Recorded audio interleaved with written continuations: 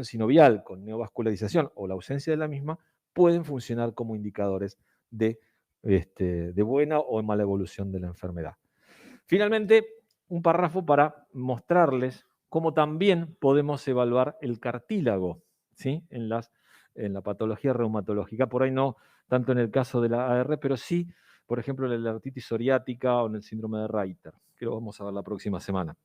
El cartílago normalmente, con transductores de alta resolución, lo vamos a ver como una fina banda hipoecogénica, esto es con baja ecogenicidad, franqueada por sendas imágenes hiperecogénicas. A medida que el cartílago va sufriendo un proceso degenerativo, su ecogenicidad va aumentando, ¿sí? Se va aumentando y el cartílago se va adelgazando. Entonces, nosotros podemos ponderar el compromiso articular en función de estas dos características. ¿Sí? Fíjense, en este caso es una artritis cristálica, ¿sí? Y vamos a ver que dentro de esta ecogenicidad baja vemos dos pequeños focos hiperecogénicos que son áreas de depósitos cristálicos dentro del cartílago.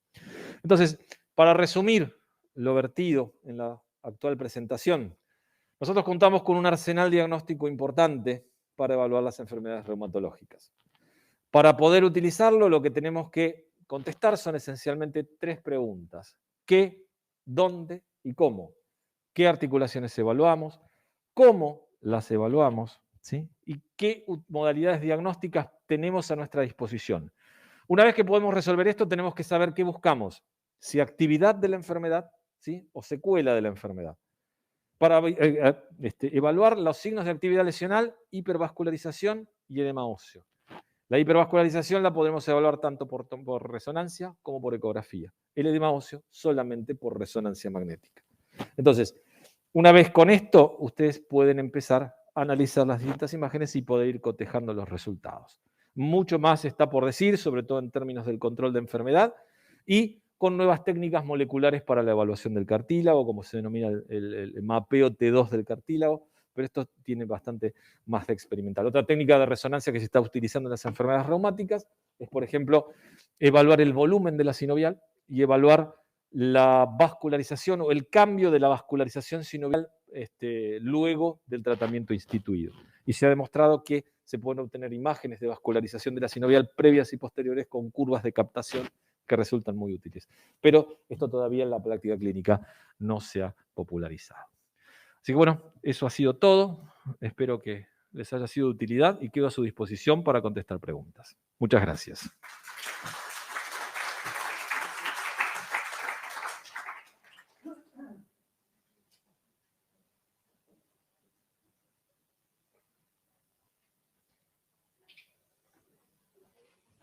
Muy bien, si no hay preguntas, me despido de ustedes. Gracias por su atención.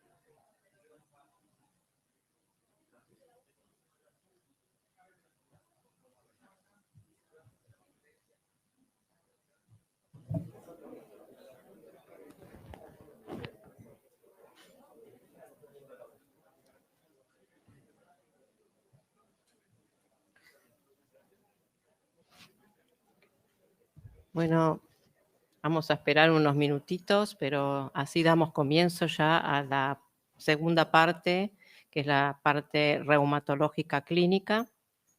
Y hoy nos va a acompañar el querido servicio de reumatología del Hospital Rivadavia, cuya jefa de servicio es la doctora Anastasia Seco. Vamos a cambiar un poquitito el orden de la charla porque esta sí va a ser una charla de tipo híbrida. Vamos a tener una doctora que nos va a venir a hablar en forma directa, presencial, y el resto, la doctora Seco y la doctora Tamborena, que nos van a hablar en forma virtual. Entonces vamos a invertir el orden, vamos a empezar con la clase de lupus. Para ello vamos a contar con la presencia de la doctora Vanessa Bejerano. Ella es médica de planta, de staff del Servicio de Reumatología Hospital Rivadavia, como les nombré anteriormente. Después va a estar en forma virtual, como dije antes, la jefa del servicio, la doctora Anastasia Seco. Ella es referente en Latinoamérica del Sjögren, por lo tanto nos va a venir a hablar de Sjögren, tanto su forma primaria. Bien, y termino para presentar la última charla, que va a ser la charla de esclerodermia. En ella vamos a contar con la doctora Natalia Tamborena.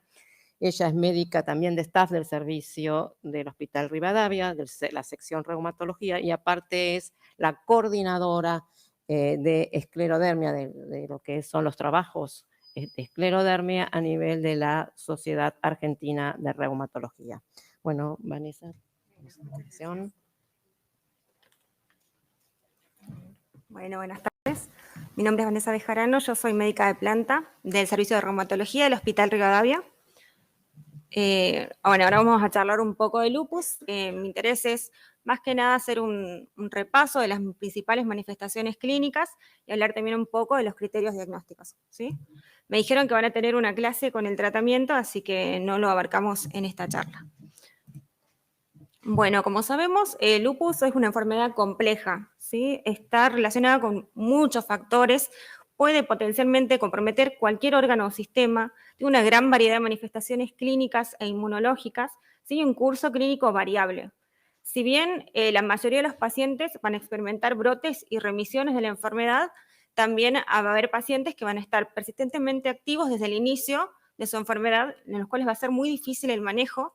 Y también hay un grupo de pacientes, que es lo menos frecuente, que van a debutar con manifestaciones clínicas muy expresivas, pero posteriormente entran en un periodo de remisión. Lo más frecuente de ver en la práctica es que el paciente haga brotes y remisiones de la enfermedad. Bueno, esto es una enfermedad poco frecuente, ¿sí? Si ven, tiene una incidencia entre 5 y 15 casos cada 100.000 habitantes, pero tiene una fuerte predominancia en el sexo femenino. Vamos a ver que tenemos la proporción hombre-mujer acá es de 10 a 1. Por eso cada vez pesa más dentro de los factores patogénicos el factor hormonal, porque es una afección que compromete a mujeres en edad fértil, entre los 15 y los 45 años, con un pico de incidencia entre los 29 y los 32 años, ¿sí? También se ha visto que la etnia puede tener influencia en la severidad de la enfermedad. Si uno compara población europea, se sabe que los europeos, por ejemplo, tienen formas más leves de la enfermedad. Y también en ellos el lupus es menos frecuente que, por ejemplo, en los asiáticos o en los afroamericanos o en los mestizos y amerindios. De hecho, nosotros tenemos una corte, que es la corte Gladel de Latinoamérica, donde se observó que los pacientes mestizos y los amerindios tienen un debut a edades más tempranas, tienen niveles de actividad más elevados medidos por Selene-Sledai y también tienen mayor compromiso renal. O sea, hay determinadas poblaciones que tienen formas más severas de la enfermedad, ¿sí? También la incidencia familiar es importante. Se describe un 5 a un 10% en familiares de primer grado. ¿Esto qué quiere decir más o menos? Si yo tengo un familiar de segundo grado, tengo 3 veces más riesgo de tener lupus. Si tengo un familiar de primer grado, tengo 10 veces más riesgo de tener lupus. Se ha visto también que los gemelos, por ejemplo, disigóticos, que comparten el 50% de sus genes, si un gemelo tiene lupus, el otro tiene 54 veces más frecuencia o mayores probabilidades, mejor dicho, de tener lupus. Si son monocigóticos, eso se va a un 86 veces más riesgo. Sin embargo, no es solamente lo genético, porque la concordancia es de solamente un 44%. El resto tiene que ver con factores ambientales y otro tipo. Pero el factor genético tiene un peso importante, ¿sí? Bueno, acá como les decía, dentro de los factores de la fisiopatología hay una disregulación del sistema inmune, está involucrada tanto la inmunidad innata como la adquirida, pero también hay gatillos ambientales, están relacionados factores infecciosos, factores genéticos y también factores hormonales. Acá, por ejemplo, en este esquema vemos que tenemos una fase preclínica, donde habría un desencadenante que puede ser, por ejemplo, una infección viral, la radiación ultravioleta, también tu predisposición genética. Todo esto determinaría que se produzcan autoanticuerpos, pero los cuales no tendrían, digamos, acción patogénica, sino que estarían sin actuar. Eventualmente hay un gatillo ambiental o algún factor que va a desencadenar que estos anticuerpos que estaban presentes y que no tenían actividad den manifestaciones clínicas. Y pasamos a la etapa clínica con compromiso de diferentes órganos, con presencia de inflamación. A medida que el tiempo va a transcurrir, los pacientes suelen evolucionar con brotes y con remisiones de la enfermedad, y en cada uno de los brotes pueden ir adicionando compromiso de órganos adicionales, ¿sí? Y esto también le va a dar daño acumulado. Por ejemplo, un paciente que me hizo un montón de nefritis lúpicas puede quedar con finalmente una insuficiencia renal crónica terminal, puede quedar con una fractura, puede quedar con osteoporosis, ¿sí? Van acumulando daño. Y algo muy importante a tener en cuenta también son las comorbilidades en este grupo de pacientes. Por ejemplo, se ha visto que en el debut de la enfermedad, las mayores causas de muerte y mortalidad son las infecciones o la misma actividad de la enfermedad. Esto determina que tu paciente se muera. Tuvo una infección o la enfermedad era muy severa.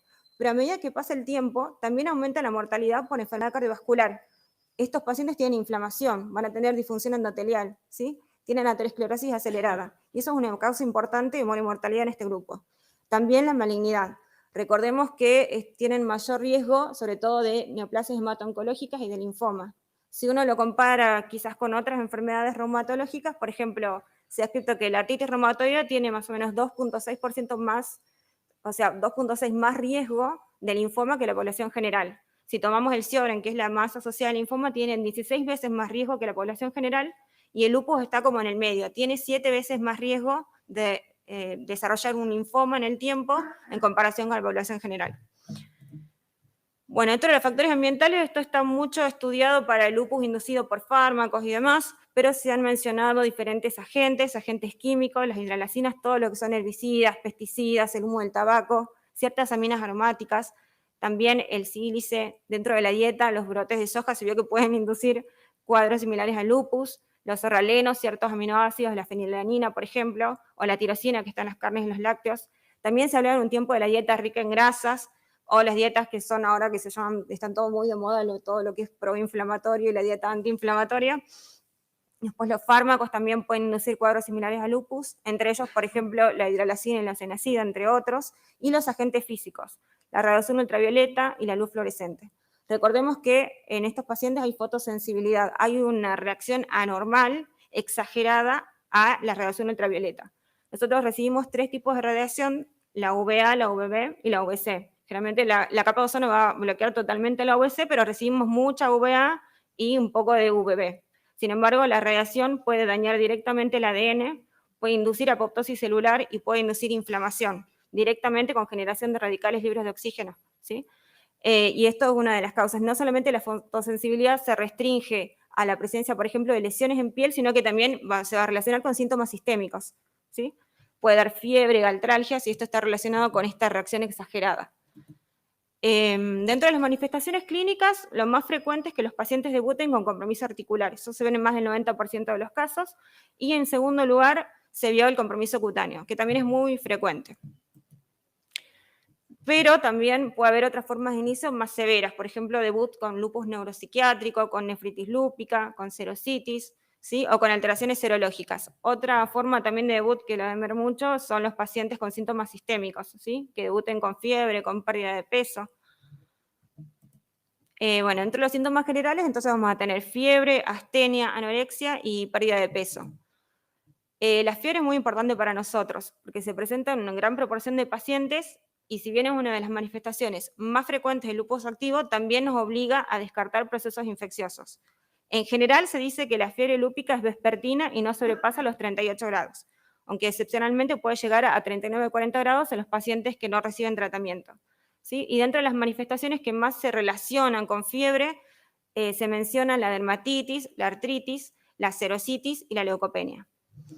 Una cosa que puede orientar cuando uno tiene un paciente y está entre que está infectado, tiene actividad, es que un paciente activo va a tener leucopenia, por ejemplo, en un paciente infectado vamos a tener leucocitosis, quizás la PCR también, aunque la PCR en general no se relaciona con actividad lúpica, hay ciertas manifestaciones como la serositis donde puede positivizarse, pero si uno tiene un paciente, por ejemplo, con leucopenia, con PCR negativa, puede sospechar que esa fiebre sea probablemente en el contexto de actividad, por actividades, no por infección, ¿sí?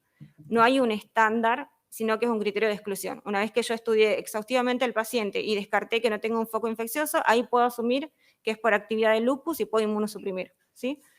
Dentro de las manifestaciones, la fiebre, dentro de nosotros tenemos instrumentos para medir la actividad, no la consideramos una manifestación de severidad, pero sí siempre descartar causas secundarias infecciosas sobre todo.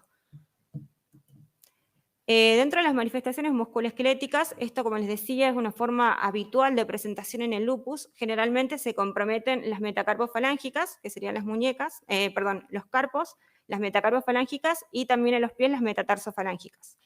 El compromiso, en general, a diferencia de otras afecciones como las espondiloartropatías, en este caso va a ser como la R, es simétrico, y a diferencia de la R que es erosiva, la artritis por lupus generalmente no es erosiva, ¿sí? Y las deformidades son reductibles. O sea, si yo intento, digamos, se pueden reducir, se puede alinear la articulación, ¿sí? Porque no es un daño irreversible como el que hay en la artritis reumatoide, donde hubo erosión y lesión ósea, y las deformidades son, por definición, irreductibles.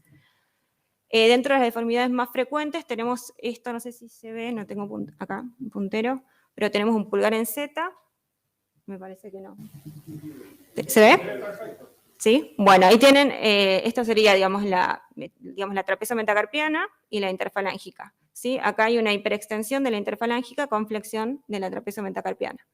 La desviación cubital de los dedos, ¿sí? Y acá, si se ve un cuello de cisne, hay una flexión de la interfalángica distal con una hiperextensión de la proximal. Eso, digamos, muy parecido a lo que verían en una artritis, pero es reductible. Y en los pies lo más frecuente de ver es que tengan hallux valgus y tienen diferentes alteraciones, como por ejemplo la subluxación de las metatarsofalángicas, puede haber ensanchamiento del antepié, puede haber dedos en martillo y puede haber pie plano.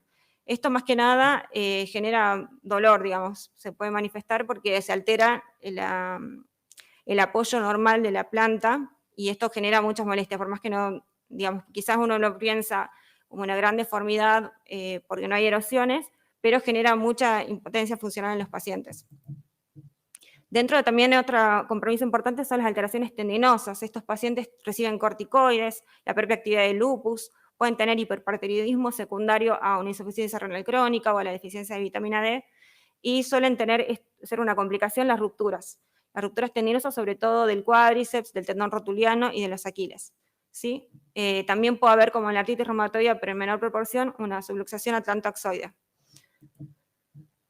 Otra manifestación frecuente que refieren los pacientes son las mialgias, que pueden acompañarse o no de debilidad, en más o menos en la mitad de los pacientes, y rara vez, que es una manifestación más severa, la miositis inflamatoria.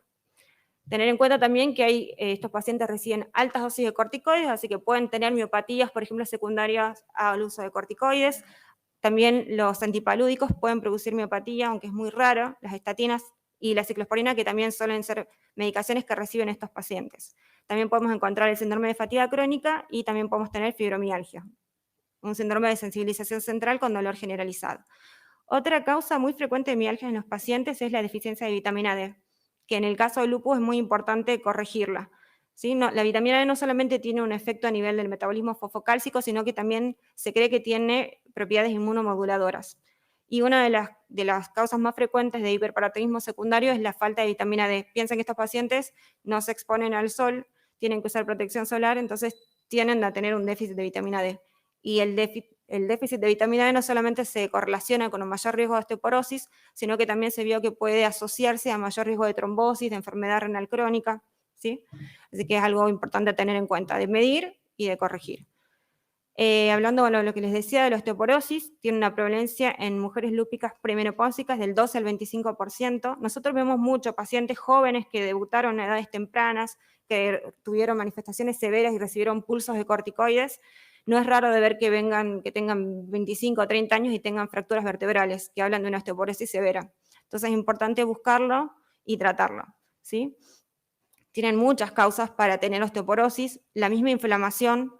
Las citoquinas proinflamatorias pueden activar la resorción ósea, activan a los osteoclastos, ¿sí? Y esto genera también una mayor pérdida de masa ósea, sumado a la inmovilización, por ejemplo, por dolor, por reposo, por internaciones, por los dolores articulares, el compromiso articular, y todo esto lleva a una pérdida de la masa ósea.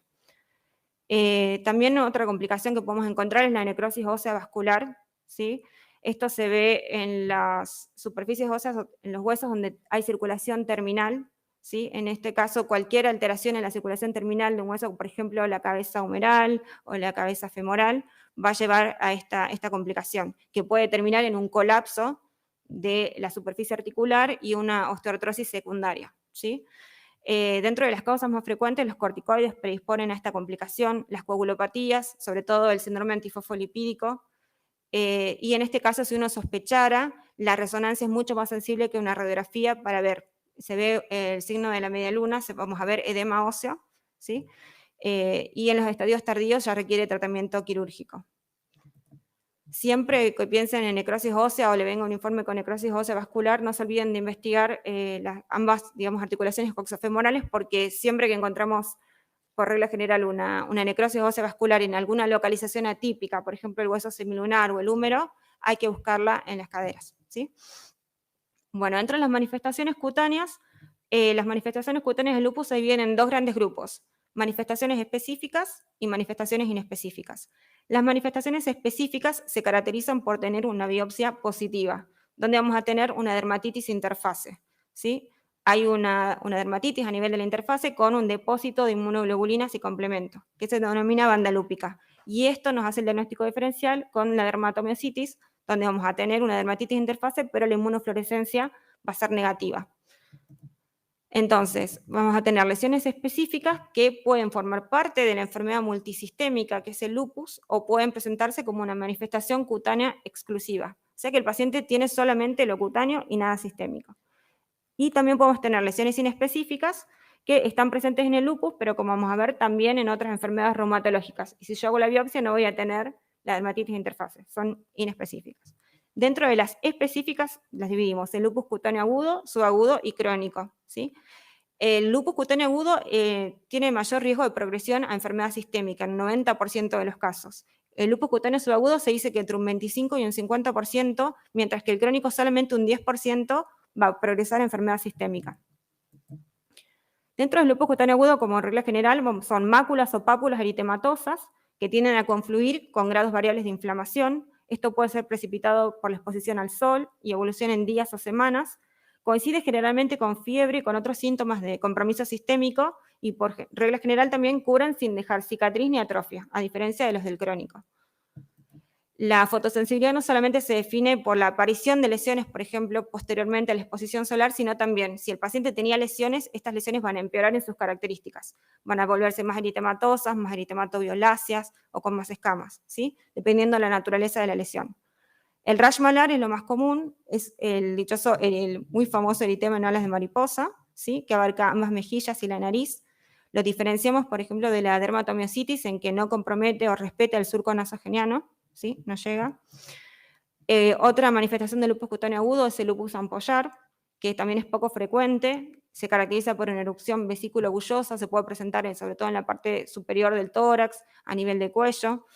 Esta lesión, que es histopatológicamente similar a la dermatitis herpetiforme, no suele responder también a los corticoides y suele responder bien al uso de dapsona, a diferencia de las demás. Y después tenemos una variante de la necrólisis epidérmica tóxica, que se presenta con fiebre y con lesiones mucocutáneas, con un compromiso cutáneo extenso mayor al 30%, comienza generalmente con síntomas prodrómicos, y en este caso va a haber que trabajar conjuntamente con los dermatólogos, ¿sí? Se trata como un gran quemado y ver por un lado la parte de sostén y por otra parte nuestra parte inmunosupresora. El rash maculopapular lúpico también es otra manifestación del lupus cutáneo agudo. En este caso son pápulas y máculas eritematoviolaceas confluyentes que se presentan en la mitad superior de la superficie corporal y también ocurren posteriormente a la exposición solar y de forma simultánea con otros síntomas sistémicos del lupus. En cuanto al lupus cutáneo subagudo, este generalmente es el que más asocia al anticuerpo Rho y LA, ¿sí? Y como les decía, la mitad de estos pacientes van a evolucionar a la forma sistémica de la enfermedad. Suelen tener buen pronóstico y el compromiso suele ser leve. Y en general hay 3 formas clínicas. La variante anular, que es parecido como una tiña, tiene un centro periférico, un borde periférico de actividad con un centro claro. Tenemos la variante psoriasiforme, que son placas parecidas a la psoriasis, y hay una variante tipo eritema multiforme, que son lesiones cutáneas de tipo eritema multiforme, generalmente asociadas a factor reumatoide positivo, donde hay una intensa producción de ampollas y queda un cuadro indistinguible de anecrólisis epidérmica tóxica. Y el lupus cutáneo crónico tiene un montón de formas. La forma discoide es la más conocida, la más frecuente, pero también tenemos formas verrucosas, el lupus túmidos, que son lesiones que se palpan más de lo que se ven, la paniculitis o lupus profundo, y hay otras más raras como el lupus mucoso, el lupus pernio o sabañón y el lupus liquenoide. ¿Sí? Estas lesiones tienen un curso crónico y persistente, son poco sensibles al tratamiento, dejan cicatriz a diferencia de las lesiones del lupus agudo y en el 90% de los casos afectan exclusivamente la piel, aunque pueden tener FAM positivo. Acá tenemos el lupus discoide clásico, se divide en 2 grupos, el localizado, que se va a presentar en zonas de exposición solar como en la cabeza y el cuello, y el generalizado, que se compromete por arriba y por abajo del cuello. La lesión más típica del lupus cutáneo crónico sería, y son pápulas o placas eritematosas, descamativas, con hiperkeratosis, de tamaño y número variable y bien delimitadas. Tienen crecimiento periférico y dejan cicatrices atróficas, con pérdida de los anexos. Y por otra parte, bueno, la otra manifestación más frecuente, digamos, del lupus cutáneo crónico es la paniculitis lúpica. Esta se presenta generalmente en mujeres y son nódulos subcutáneos firmes, dolorosos, de tamaño variable, que se localizan a nivel de brazos, muslos, glúteos y mejillas. Y tienen tendencia a dejar cicatrices deprimidas por la atrofia del tejido celular subcutáneo. Dentro de las manifestaciones inespecíficas vamos a tener el fenómeno de Raynaud en el 30%, que puede preceder a otras manifestaciones del lupus. Es más raro, es más común verlo en la esclerodermia, pero lo pueden presentar todas las enfermedades reumatológicas. Hay un subgrupo de pacientes con lupus que tienen un anticuerpo que es el RNP, que es el anticuerpo típico de la enfermedad mixta del tejido conectivo. Ese subgrupo de pacientes tiene mayor frecuencia de fenómeno de Raynaud, tiene mayor frecuencia de hipertensión pulmonar, ¿sí? Entonces hay que estudiarlos a estos pacientes. Y la alopecia no cicatrizal, que esto también hay que hacer diagnóstico diferencial con micosis, con hipotiroidismo y con otras causas de alopecia. Y es un parámetro de actividad la alopecia. También pueden tener telangiectasias, puede haber vasculitis, leucocitoclástica o necrotizante. Y la palma lúpica. Lo importante de la palma lúpica es cuando uno ve estas lesiones, que son estos puntos eritematosos en la palma, pensar en vasculitis, porque suele asociarse a vasculitis.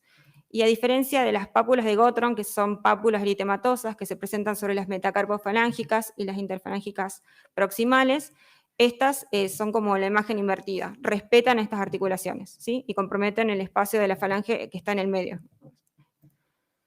En cuanto al compromiso cardíaco, también es frecuente, está presente en más de la mitad de los pacientes. La afección cardíaca puede ser primaria o puede ser secundaria a fármacos o a procesos infecciosos, a hipertensión arterial. ¿Sí? Dentro de la afección primaria, la más frecuente es la pericarditis, que suele asociarse a derrame pleural, a pleuritis en el 70% de los casos. Las manifestaciones son muy variables. Hay pacientes que son asintomáticos y hay pacientes que van a tener taponamiento cardíaco. ¿Sí?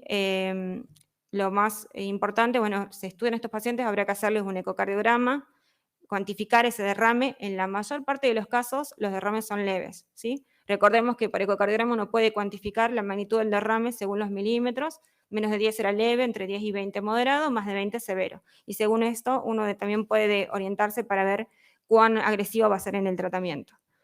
Hay que hacer también diagnóstico diferencial, como siempre, con procesos infecciosos. Y la miocarditis es otra manifestación menos frecuente, que puede manifestarse también con fiebre, con disnea, con síntomas de insuficiencia cardíaca, tiene hallazgos inespecíficos en el electrocardiograma, puede haber cambios en el ONT, en el laboratorio puede haber elevación de enzimas cardíacas, y el ecocardiograma es inespecífico, pero puede orientar a un proceso inflamatorio. En este caso, el gol estándar es realizar una cardioresonancia, ¿sí? Donde vamos a ver el edema, hay que pedirle en T1, T2 y en STIR, vamos a poder, digamos, objetivar el edema y el realce tardío del contraste, que sería lo que nos hace el diagnóstico. Y algunos estudios han relacionado la presencia de miocarditis con el anticuerpo anti-Ro. La endocarditis Lehmann-Sachs, recordemos que son vegetaciones estériles por complejos inmunes, afectan principalmente la válvula mitral y la aórtica, dando insuficiencia o estenosis, y lo más sensible para evaluarla sería el ecocardiograma transesofágico. Pueden complicarse con émbolos cerebrales, puede haber endocarditis infecciosa, siempre indicar profilaxis antibiótica a estos pacientes antes de procedimientos odontológicos, y también se está indicada la terapia antiagregante o anticoagulante. Y en menor proporción también puede haber arritmias, lo más frecuente es que haya taquicardia sinusal.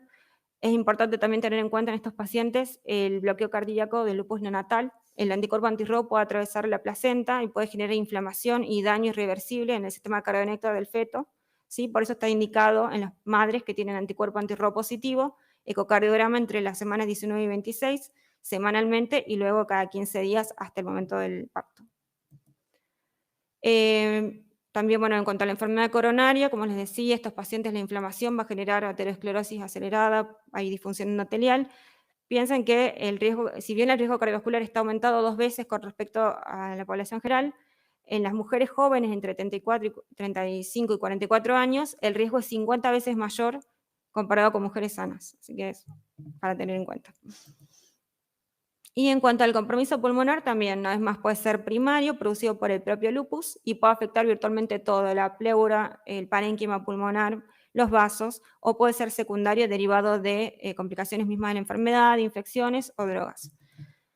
La enfermedad pleural es la manifestación pulmonar más frecuente de lupus, se presenta entre el 45 y el 60% de los pacientes, puede ser el único síntoma, casi siempre está asociada con otras manifestaciones de actividad y se da en el contexto de una policerositis, generalmente lo más frecuente es que se acompañe de derrame pericárdico.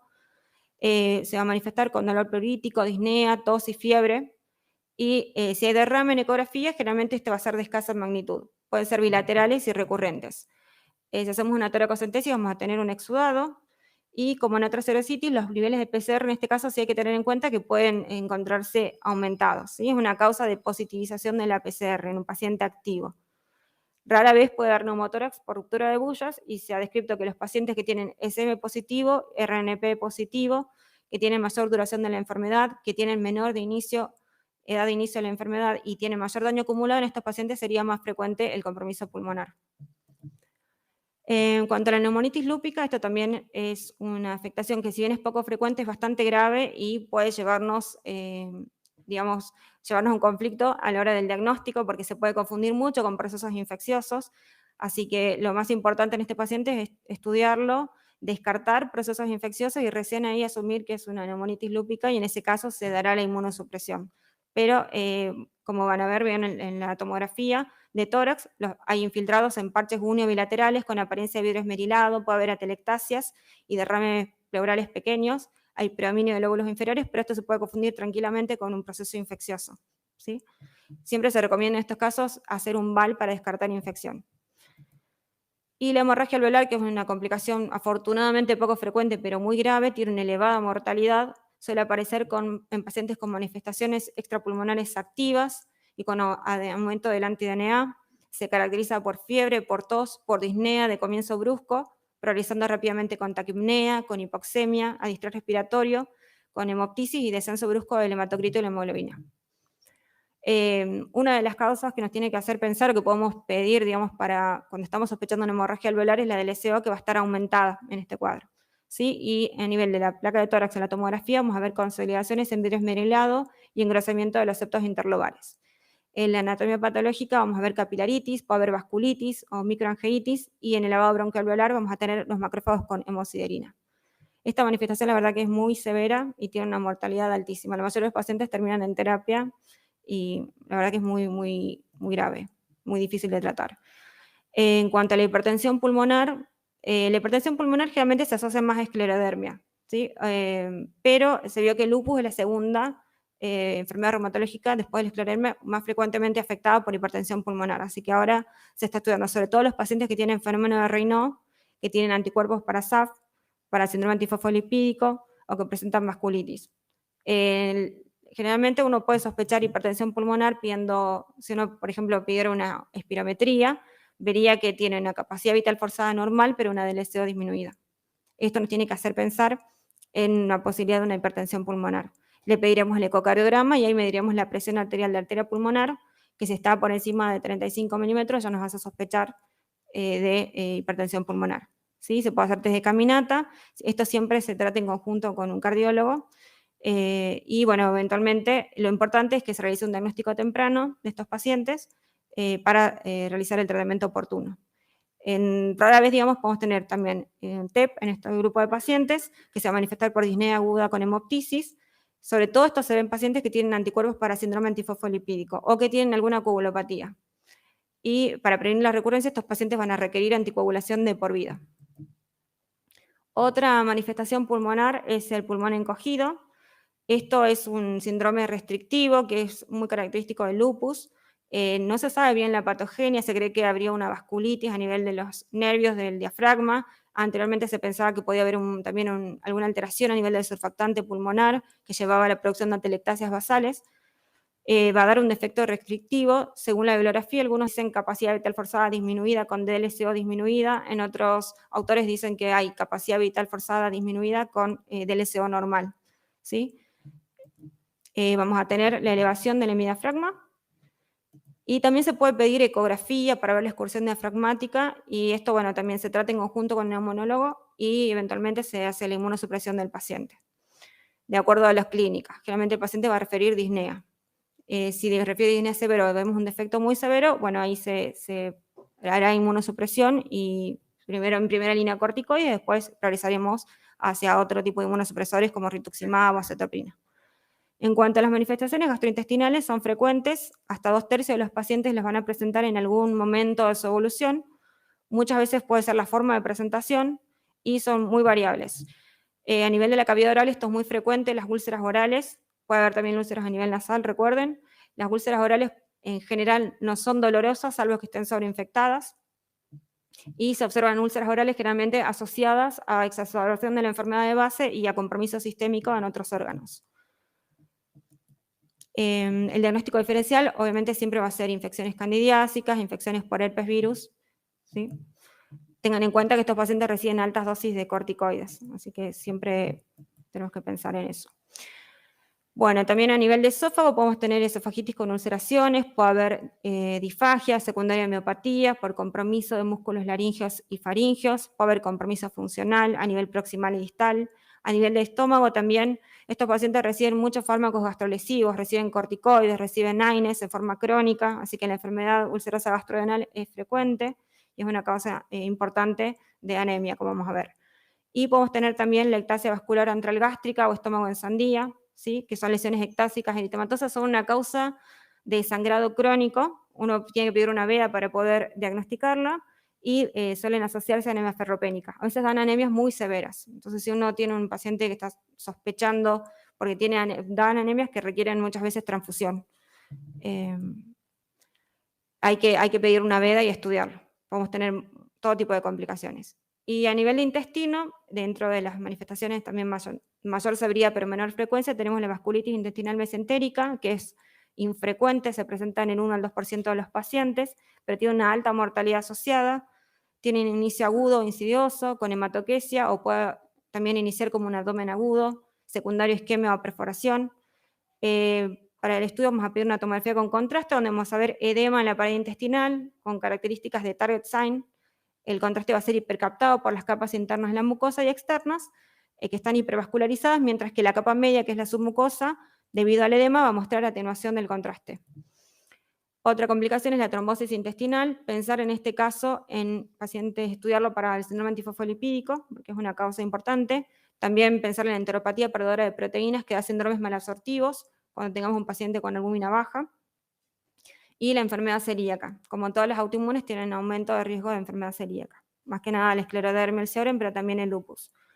Piensa en la enfermedad celíaca si tienen un paciente con anemia, que está en tratamiento con hierro y no mejora a pesar del tratamiento oral, a descartarlo en este grupo de pacientes. Y la insuficiencia mesentérica, que va a dar un cuadro de angina intestinal después de la ingesta de alimentos, que dura de 1 a 3 horas. En este caso haremos una angiografía. Y a nivel de la cavidad peritoneal también podemos tener peritonitis, vamos a tener un líquido acítico, un exudado, y se asocia a otras manifestaciones de serositis como pleuritis y pericarditis. siempre descartar infección. Todos estos cuadros, en general, siempre hay que descartar otras causas secundarias y después asumir que es por el lupus e inmunosuprimir. A nivel de páncreas también, la pancreatitis en el lupus puede estar relacionada con el tratamiento de la enfermedad, sea asociada al uso de corticoides, de acetoprina, de diuréticos, sumado a todas las causas tradicionales, la litiasis, el consumo de alcohol, ¿sí? Y hay casos raros donde puede ser de causa vasculítica o asociada a vasculopatía por síndrome antifosfolipídico. Y en este caso, en la anatomía patológica, vamos a tener un infiltrado linfoplasmocitario alrededor de los conductos pancreáticos. En este caso, el tratamiento también es la inmunosupresión, ¿sí? Un paciente con amilasa por 3, donde descarté todas las causas más frecuentes de pancreatitis, pensarlo como lupus, y se inmunosuprime. Y a nivel hepático también podemos tener desde hepatomegalia hasta hepatitis autoinmune, cirrosis biliar primaria, colangitis esclerosante. Si tenemos un síndrome de Budd-Chiari, pensar siempre en síndrome antifosfolipídico, que está muy asociado al lupus, ¿sí? Y entre otras afecciones. Bueno, dentro de lo patológico, que esto es bastante frecuente, tenemos la anemia, que se puede presentar en hasta el 80% de los pacientes. La anemia más frecuente en el lupus es la de los trastornos crónicos. La más característica es la anemia hemolítica, ¿sí?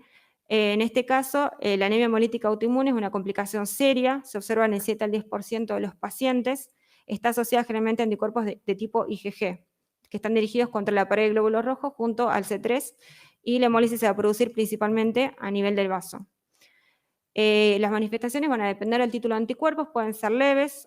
Recuerden que los pacientes con lupus pueden tener una CUMS positiva, aunque no tengan hemólisis, ¿sí? Es parte de los criterios diagnósticos 2012. O sea, eso no me hace el diagnóstico de una anemia hemolítica. Yo, para pensar que tengo una anemia hemolítica, tengo que tener evidencia objetiva de hemólisis, ¿sí? Eso lo vamos a ver con los parámetros del laboratorio, como elevación de la LDH, el aumento de la bilirrubina indirecta, la disminución de la aptoglobina, el aumento de reticulocitos, sumado a una prueba de CUMS directa, y después de tener la prueba de CUMS directa, pediré la indirecta para ver qué tipo de anticuerpos. Generalmente, 90% de los casos, más del 90%, son anticuerpos calientes, ¿sí? ¿Cómo se va a presentar el paciente? Puede presentarse con anemia crónica y esplenomegalia, o puede presentar un cuadro severo con fiebre, con dolor abdominal, con disnea, con debilidad.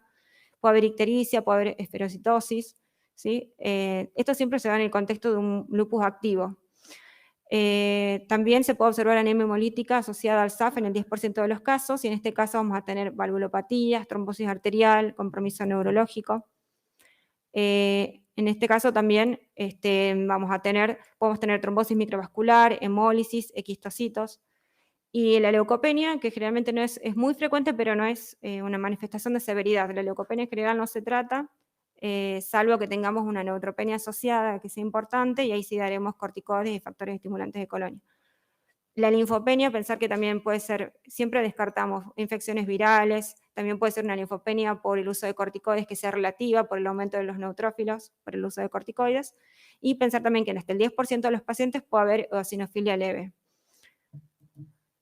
En cuanto a la trombocitopenia, también esta manifestación suele coincidir con periodos de actividad del lupus. La trombocitopenia autoinmune puede ser la primera manifestación de la enfermedad, va a ocurrir por destrucción periférica en las plaquetas por autoanticuerpos específicos o por activación plaquetaria por unión a complejos inmunes con disminución de la vida media plaquetaria.